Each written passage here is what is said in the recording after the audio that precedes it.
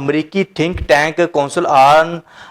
Foreign relations CFR کی حالیہ report میں انکشاف کیا گیا ہے کہ بھارت کی جنوبی ایشیا میں اثر و رسوخ تیزی سے کم ہو رہا ہے، جبکہ چین اور پاکستان اس خطے میں اپنی سفارتی، اقتصادی اور اسٹریٹجک موجودگی کو مضبوط کر رہے ہیں۔ اب دیکھیں بھارت کے تعلقات کس کنٹری کے ساتھ اچھے ہیں؟ چین کے ساتھ اچھے ہیں یا پھر ایران کے ساتھ اچھے ہیں؟ ایران کو تو یہ سپر بولتے ہیں، اور اس کے بعد بنگلہ دیش ہو گیا، اور روس بھی اب پاکستان کی طرف آ رہا ہے کہ اب روس کے ساتھ اس کے تعلقات اچھے تھے، لیکن اب جو روس کی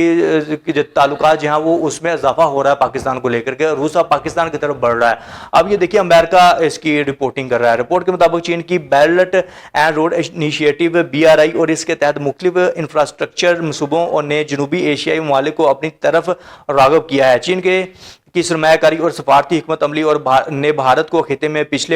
پچھلے قدم پر دھکیل دیا ہے کہ بھارت اب پیچھے کی طرف جا رہا ہے۔ پہلے یہ آگے جا رہا تھا، لیکن ہم نے نہیں کہا تھا کہ بھائی آؤ پنگا لو، اس کے بعد جاؤ وہ پیچھے کی طرف جانا شروع کر دو ڈپلومیٹک لیول کے اوپر بھی، اور اس کے بعد جو ڈیفینس کوآپریشنز وغیرہ ہیں اور اسلحہ و رسوخ کو لے کر اب بھارت بہت ہی تنہا ہو چکا ہے۔ اور ظاہری بات ہے کہ اب بھارت کے اندر بچہ اس کے منہ کے اوپر یہ چیزیں ہیں کہ مودی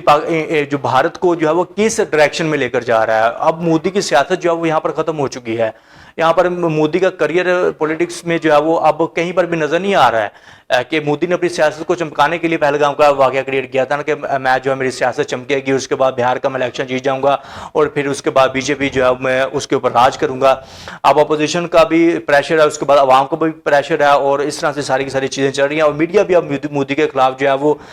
بولنا شروع ہو گیا ہے۔ پاکستان جو طویل عرصے سے بھارت کا حریف رہا ہے، اب چین کے قریبی شراکت دار کے طور پر ابھرا ہے۔ چین کی جدید دفاعی ٹیکنالوجی اور اسلحے نے پاکستان کو بھارت کے خلاف توازن قائم کرنے میں مدد دی ہے۔ کہ پاکستان اور چائنا کی ایک ہسٹری ہے، پاکستان ہمیشہ چائنا کو سپورٹ کرتا ہے اور اس کے بعد چائنا پاکستان کو جو ہے وہ سپورٹ کرتا ہے۔ اب بھارت دیکھیے بھارت چائنا کے ساتھ بھی پنگے لے رہا ہے کہ چائنا اتنی بڑی طاقت ہے اکنومی کے لحاظ سے بھی، اس کے بعد ویسے بھی اتنی بڑی طاقت ہے، اور اب اگر دیکھیے یہاں پر اگر ساری کی ساری کنٹریز چائنا کو سپورٹ کریں تو مے بھی چائنا جو ہے وہ سپر پاور بن جائے، اور امریکہ جو ہے وہ اب امریکہ نیٹو کی بنیاد کے اوپر جو ہے وہ سپر پاور جو ہے وہ بن کر بیٹھا ہوا ہے۔